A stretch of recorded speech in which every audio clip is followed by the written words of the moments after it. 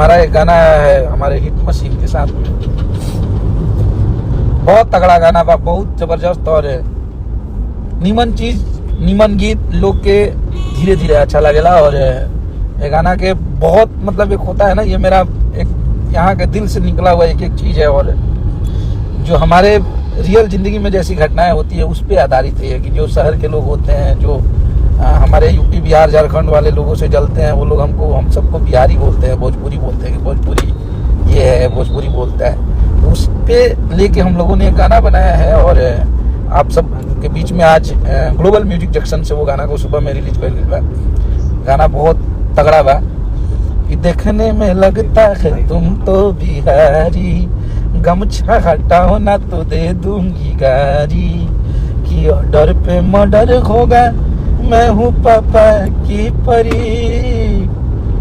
तो भैया का लाइन है कि जवन माजा दिली टी चोखा वो तंदूरी का करी, भोजपुरी बोले वाला जी हजूरी ना करी।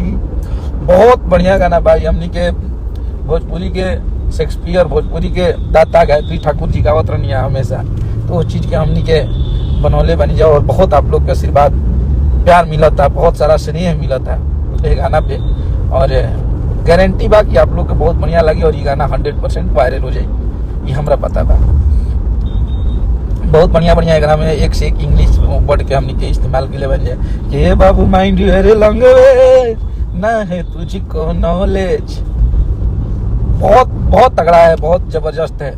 इसमें दूसरा लाइन है लड़की का और भैया के, किससे रोज ऐसे करते हो बात, तुम शिकारी ही लगते हो, मोहब्बत का खेल खेलने वाला खिलाड़ी ही लगते हो।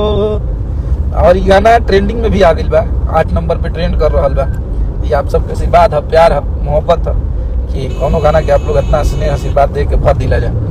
तो ये ट्रेंड कर रहा है, गाना ट्रेंडिंग में है और इंस्टाग्राम पे आप लोग बहुत वायरल भी कर रहे हैं। अभी 1000-1500 रील बना देनी आप लोग रिलीज होते हैं। तो बस आप सबका प्यार आशीर्वाद बना रहे। आइए आप लोग को ये गाना सुनाते हैं। और कल हमारा एक गाना आ रहा है अन्नपूर्णा फिल्म से भी, कल्लू जी का, खेलेगा फ्री फायर, खेलेगा फ्री फायर सॉन्ग कब आएगा?